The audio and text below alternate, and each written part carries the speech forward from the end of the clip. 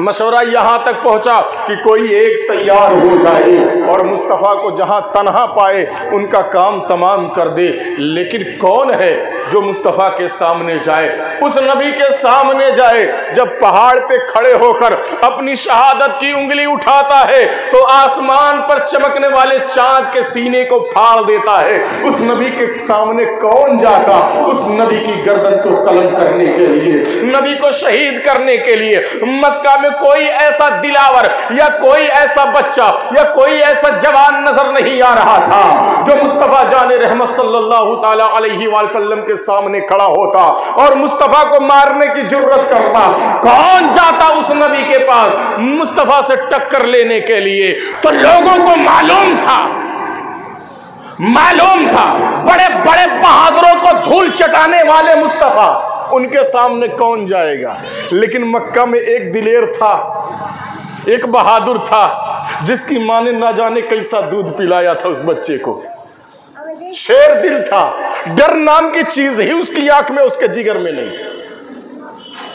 खड़ा हो गया मजमे में, जमाना देख रहा है कि जहां अरब के कबीलों के बड़े बड़े शहसवार, तलवारबाज, जोरावर लोग बैठे हैं, एक 23, 24 या 25 या 26 साल का, चारों रवायतें हैं, 23, 24, 25, 26, लेकिन ज्यादा 24 और 25 पे आता है। एक 25 साल का नौजवान खड़ा, उसने कहा दारुल नदवा में आने वालों, मैं नबी का काम तमाम करूंगा, मैं जाऊंगा उस नबी के सामने, मैं उन्हें मारूंगा। जानते हो उस नौजवान का नाम क्या था? वो कोई और नहीं था, वो हजरत उमर रज़ी अल्लाह ताला अन्हु थे, जो नबी का काम तमाम करने के लिए दारुल नदवा में खड़े होकर लोगों से कहते हैं मैं नबी का काम तमाम करने के लिए जाऊंगा। मैंने पहले ही कहा है ना कि जब किसी चीज में तगय्युर और तबद्दुल होना होता है तो माहौल क्रिएट हो जाता है। आज हजरत उमर की जिंदगी तब्दील होने वाली है,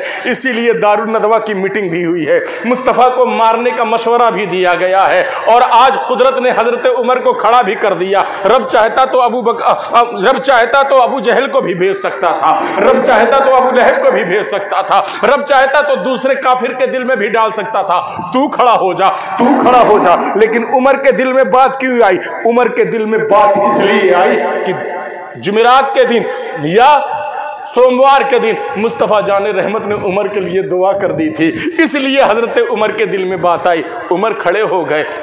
दोस्ताने मोहतरम, जैसे ही दारुल नदवा से निकले, तलवार क्या किया, गुस्से से निकाल कर हाथ में ले ली या गर्दन में लटका दी और नबी का पता पूछते हुए जाने लगे कि नबी कहाँ है, मोहम्मद सल्लल्लाहु ताला अलैहि वसल्लम कहाँ है। दोस्ताने मोहतरम, कबीले बनी जोहरा का एक शख्स मिल जाता है, उमर के तेवर को देखकर पूछ बैठता है, ये उमर कहाँ जा रहे हो, ये उमर किधर का इरादा है? हजरत उमर ने कहा, क्या तुम्हें नहीं मालूम है, मशवरा हुआ है कि कल का सूरज नबी ना देखने पावे। जिन्होंने हमारे दीन का मजाक उड़ाया है अब उनके दीन की खैर नहीं है।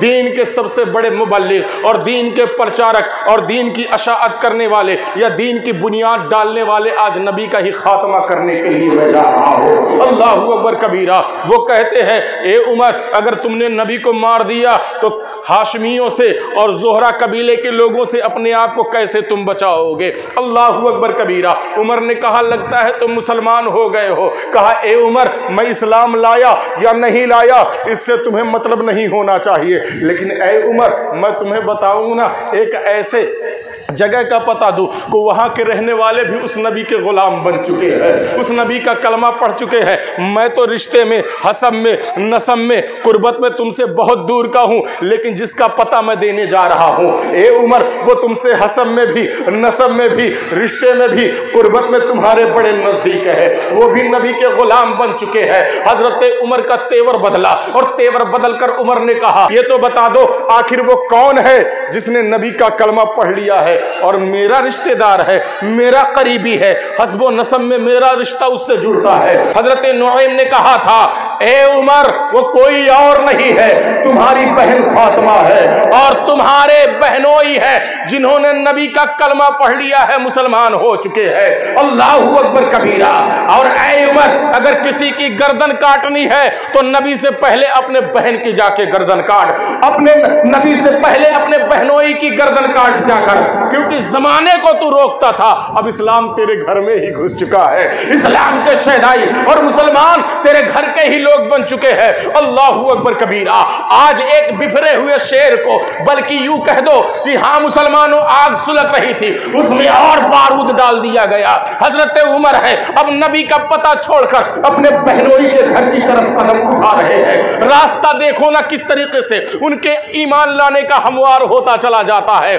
गुस्से में जा रहे थे नबी तक कि नबी को कत्ल करेंगे। हो सकता है नबी तक पहुंचते तो हो सकता है माहौल खराब हो जाता, हो सकता है कुछ सहाबियों का खून भी बह जाता, हो सकता है हजरत उमर ही कत्ल कर दिए जाते। लेकिन अल्लाह माहौल कैसे क्रिएट कर रहा है। कबीले बनी जोहरा के उस आदमी का मिलना और बहन बहनोई के घर का पता बताना। हजरत उमर जब घर पहुंचे हैं तो हजरत खुब्बाब रजी अल्लाह ताला है, ये नबी के खादिम भी है और मुबल्लिग इस्लाम में अव्वल नंबर पर आते हैं। अल्लाहू अकबर। हजरत खुब्बाब रजी अल्लाह ताला सूरह ताहा को जब नाजिल हुई तो लेकर हजरत उमर फारूक के बहन के घर में आए थे, उन लोगों को सूरह ताहा याद करवाने के लिए, सूरह ताहा पढ़ाने के लिए, और घर में दरवाजा बंद करके बहन बहनोई को सूरह ताहा हजरत खुब्बाब रज़ी अल्लाह ताला पढ़ा रहे थे।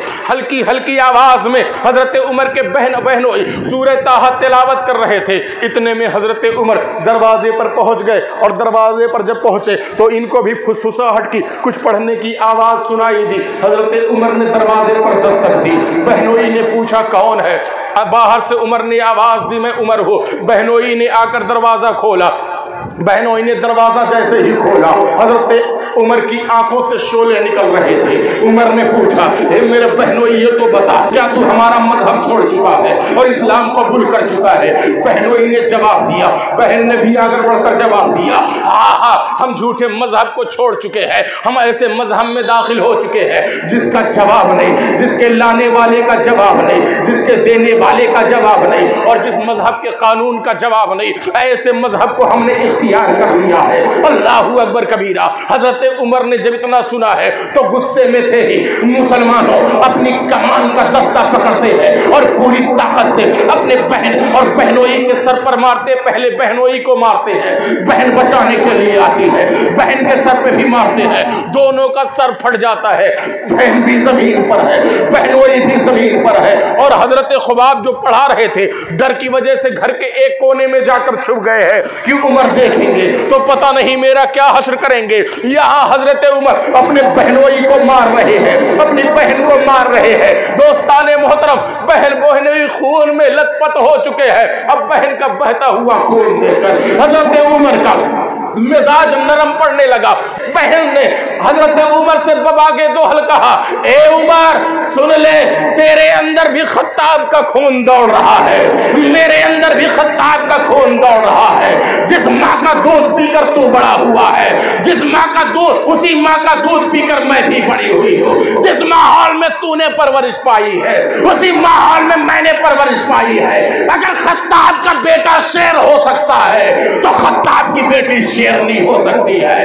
अगर तू अपने मजहब पर अटल रह सकता है, अपने मजहब के लिए जान दे सकता है, तो ए उमर सुन ले, मैं मुस्तफा के लिए अपनी जान दे सकती हूँ। तू मारते मारते जान तो बदन से निकाल सकता है, लेकिन अब अपनी बहन के सीने से इस्लाम को नहीं निकाल सकता।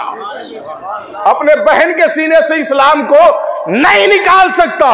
जब ये तेवर मुलाहिजा किया, जब ये तेवर देखा अपनी बहन का उमर ने, तो हजरत उमर का मिजाज नरम पड़ा। कहा, ए बहन ये तो बता दे क्या पढ़ रही थी। एक रवायत में आया है कि हजरत खुब्बाब डर के मारे वो जो सूरह ताहा का नुस्खा था वही छोड़कर भाग गए थे। बेड था या कोई ऊंची जगह थी, उसी पर छोड़कर भाग गए थे हजरत। अब जब इनका मिजाज ठंडा हुआ तो जाकर उसी चौकी पर या उसी बेड पर या उसी जगह पर हजरत उमर बैठ गए। बहन ने देखा कि भाई का मिजाज ठंडा पड़ गया है, खून पोंछ कर वो भी खड़ी हो गई। खून पोंछ कर जब खड़ी हुई तो हजरत उमर ने कहा ये क्या है, ये क्या है? तो बहनों ने आगे बढ़ के कहा ये रब का कलाम है। कहा मुझे दो, मैं भी पढ़ूंगा, मुझे दो, मैं भी पढ़ूंगा। अल्लाहु अकबर कबीरा। दोस्ताने मोहतरम, हाल ये हुआ कि बहन फौरन आगे आ गई, कहा ए उमर, ए उमर, ये रब का कलाम है, इसको नापाक नहीं छू सकते। कौन नहीं छू सकता? मैंने तारीखुल खुलफा में तकरीबन 4 से 5 रवायतें इसके ताल्लुक से पढ़ी हैं। मुझे बड़ा अफसोस होता है दोस्ताने मोहतरम, अहले हदीसों की एक जमात ये कहती है, मुझे समझ नहीं आता कि कैसे कहती है, जबकि कुरान पाक के स्टार्टिंग में ही कवर पेज पर आजकल जो छपाई हो रही है उस पर लिख दिया जाता है ला यमस्सुहु इल्लल मुतहहरून। इसको पाक लोगों के अलावा कोई छुए नहीं, कोई मस ना करे, उस पर लिखा होता है।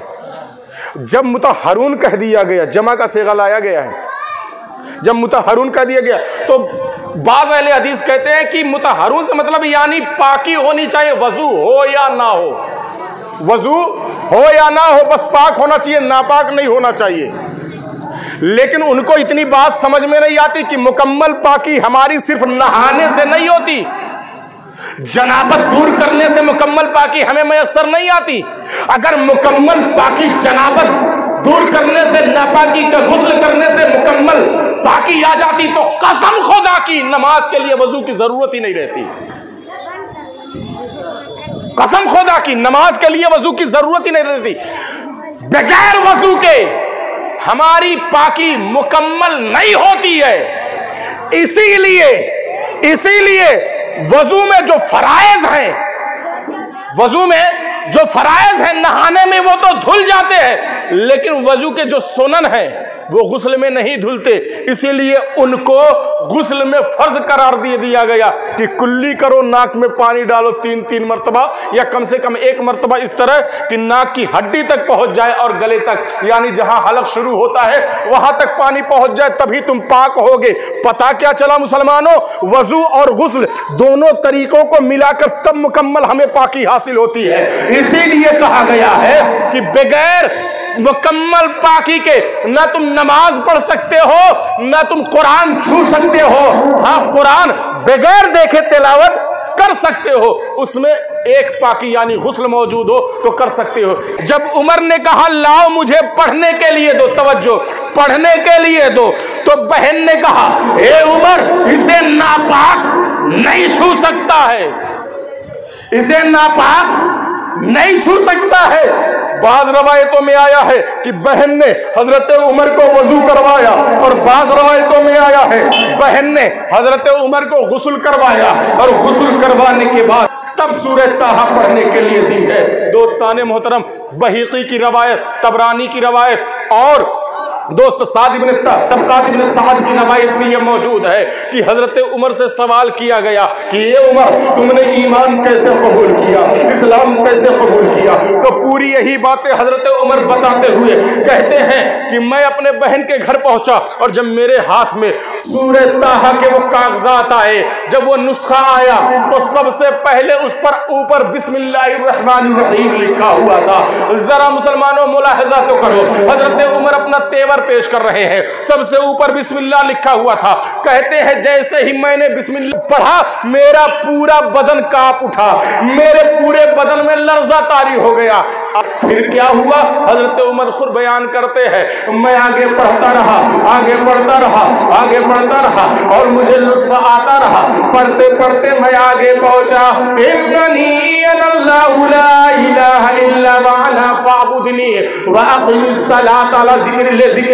हजरत उमर फारूक फरमाते हैं सूरह ताहा को पढ़ते पढ़ते पढ़ते पढ़ते मैं जब इस आयत करीमा पर पहुंचा तो यही ठहर गया, मेरे बदन में लर्जा तारी हो गया, मुझ में बोलने की सकत नहीं रही, मेरी आंखें खुल गई, मेरी आंखें नम हो गई। बस यही चाह रहा था कि कब मुस्तफा मिले, अपना हाथ नबी के हाथ में दूं और कलमे शहादत पढ़ के मुसलमान हो जाओ। हजरत उमर कहते यही रुका, और रुकने के बाद मैंने अपने बहनों ही से कहा तुम्हारे नबी कहाँ हैं, मुझे उनकी बारगाह में लेकर चलो। जब हजरत खुबाब ने इतना सुना है, मुसलमानों जो छुपे हुए थे वहां से निकल के आते हैं और कहते हैं ऐ उमर तुम्हें मुबारक हो, इस्लाम तुम्हें मुबारक हो। हजरत उमर कहते हैं ऐ खुबाब तुम्हें कैसे मालूम कि मैं ईमान लाने वाला हूं? खुबाब कहते हैं ए उमर तुम्हें बशारत हो, जब नबी तुम्हारे ईमान लाने के लिए दुआ कर रहे थे तो तुम्हारे नाम पर आमीन हम ही लोग तो कह रहे थे। नबी की दुआ तुम्हारे हक में कबूल हो गई और ये उमर दुनिया में वाहिद तुम ऐसे हो, तेवर दुनिया में वाहिद तुम ऐसे हो जिसके लिए नबी ने मखसूस दुआ की है कि मौला इसे ईमान से सरफराज फरमा। तुम मुरादे रसूल हो, दुआए रसूल हो, नबी की चाहत हो, नबी की आरज़ू हो, नबी की तमन्ना हो। मुस्तफा जाने रहमत ने तुमको अपनी तवज्जो के साथ मुसलमान करने के लिए दुआ की। हजरत उमर को और क्या चाहिए था? खुबाब लेके दारे अरकम में पहुंचे। दारे अरकम तो ऐसा महफूज रखना चाहिए था जैसे हिंदुस्तान में ताजमहल महफूज रखा गया है और मिस्र में पिरामिड महफूज रखा गया है, सातों अजायब को जैसे महफूज रखा गया था ना, उसी तरीके से दारे अरकम को महफूज रखना चाहिए था। क्यों दारे अरकम को महफूज रखना चाहिए था? वजह यही है, अगर काबा इस्लाम का पहला किबला है, काबा इस्लाम का पहला किबला बैतुल मुक़द्दस बाद में बना था, इस्लाम का पहला किबला काबा है, तो इस्लाम का पहला मरकज सेंटर जहां से इस्लाम की तबलीग हुई है, इस्लाम का पहला मदरसा जहां से मुसलमानों को तैयार करके मुस्तफ़ा जान रहमत सल्लल्लाहु ताला अलैहि वसल्लम तबलीग के लिए लोगों को भेजते थे, इस्लाम की पहली मस्जिद जहां पर बाजमात मुस्तफ़ा सहाबा के साथ वो नमाज अदा करते थे जो मिराज से पहले मिली थी, उस नमाज को बाजमात जहां पर मुस्तफ़ा यानी इस्लाम की पहली मस्जिद, इस्लाम का पहला मदरसा, इस्लाम का तबलीग का पहला सेंटर होने का शरफ जिस घर को हासिल है वो हजरत अरकम इब्ने अरकम रजी अल्लाह ताला अन्हु का घर है। लेकिन ये नजद की बदमाश औलादें, मुझे उन पर ताज्जुब होता जो कहते सऊदिया वाले बड़े अच्छे हैं। उस नबी ने जिस घर को मदरसा बनाया था, मरकज बनाया था तबलीग का, जहां पर सहाबा की पहली नमाजें मुस्तफा पढ़ाया करते थे।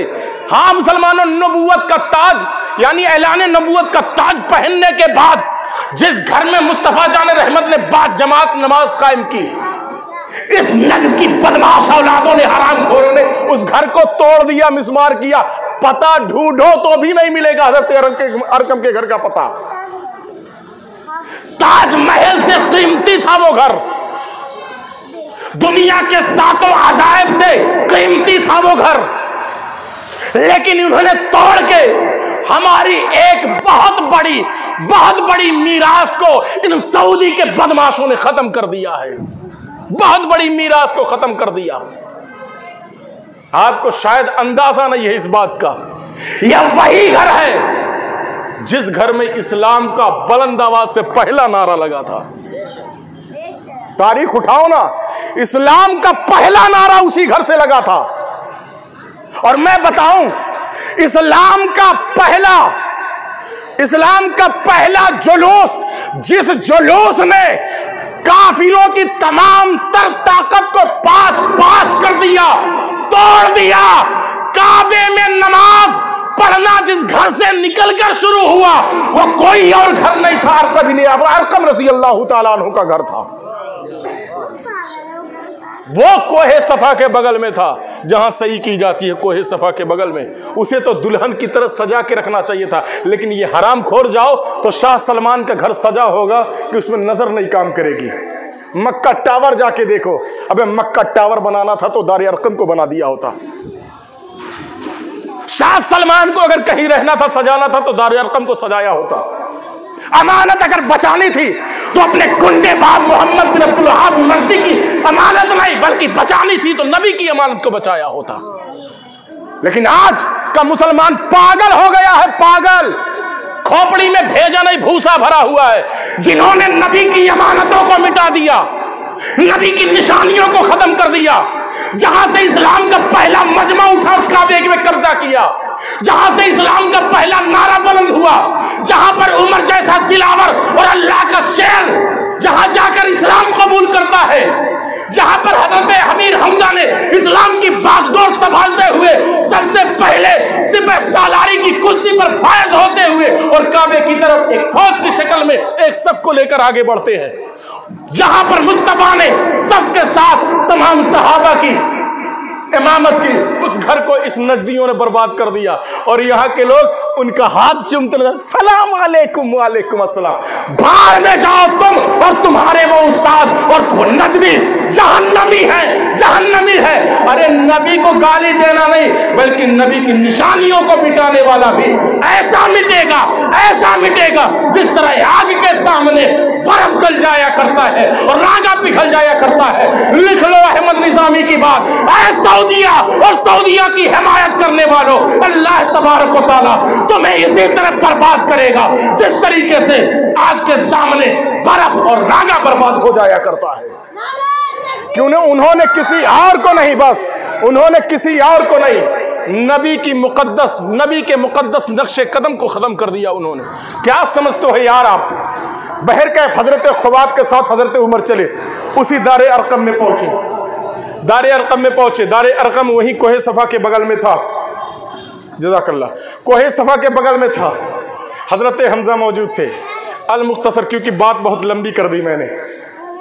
दारे अरकम में पहुंचे। दारे अरकम में पहुंचने के बाद नबी वेलकम के लिए खुद निकल कर आते हैं दारे अरकम से। हजरत उमर जब पहुंचे ना, सहाबा ने खबर दी रसूलुल्लाह को, या बाज़ रवायतों में आए थे नबी पर उमर इधर कदम बढ़ा रहे थे, उधर नबी पर वही नाजिल हो रही है कि उमर आ रहे हैं। जानते हैं ना, उठाओ ना तारीखुल खुलफा, सही हदीसों से लिखा है इमाम जलालुद्दीन सयूती ने कि इधर दारे अरकम की तरफ उमर का कदम बढ़ रहा था, उधर रब की वही नाजिल हो रही थी कि नबी तुम्हारे दिलों की धड़कन आ रहा है, तुम्हारी मुराद आ रहा है, जिसके लिए दुआ मांगे थे ना वो आज दारे अरकम की तरफ आपकी तरफ कदम बढ़ा रहा है। इधर उमर दारे अरकम के करीब पहुंचे, नबी दरवाजा खोलकर बाहर आ गए। यहां तक रवायतों में आया है नबी ने हजरत उमर का दामन और हजरत उमर का बाजू पकड़कर हिलाकर कहा, ए उमर जब तक जलील हो जाओ, जब तक जलील नहीं हो जाओगे तब तक इस्लाम कबूल नहीं करोगे ना।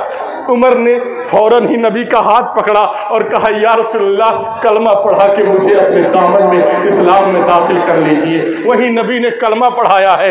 हजरत उमर फारूक रजी अल्लाह ताला अन्हु अशहदु अल्ला इलाहा इल्लल्लाह व इन्नका अशहदु व इन्नका मुहम्मदुर रसूलुल्लाह सल्लल्लाहु अलैहि वसल्लम पढ़कर वहीं पर दायरे इस्लाम में दाखिल होते हैं, मुसलमान हो जाते हैं। जैसे ही इस्लाम में दाखिल होते हैं, मैंने कहा ना, किसी से भी पूछ लो, इन नजदियों से भी पूछो, नारे तकबीर का पहला नारा बुलंद आवाज से कहाँ लगा था, पूछो ना इनसे। जैसे ही हजरत उमर इस्लाम में दाखिल होते हैं, हजरत हमजा रजी अल्लाह ताला अन्हो फौरन ही तकबीर का नारा बुलंद करते हैं। और हजरत हमजा जानते कौन है? जिनकी आवाज 9 मील तक जाती थी, यानी 12 किलोमीटर तक जाती थी। कितना दूर तक? 12 किलोमीटर तक जाती थी। ऐसा नारा बुलंद करते हैं, कहते हैं कि मक्का की गलियां दहल गई उस नारे की आवाज से।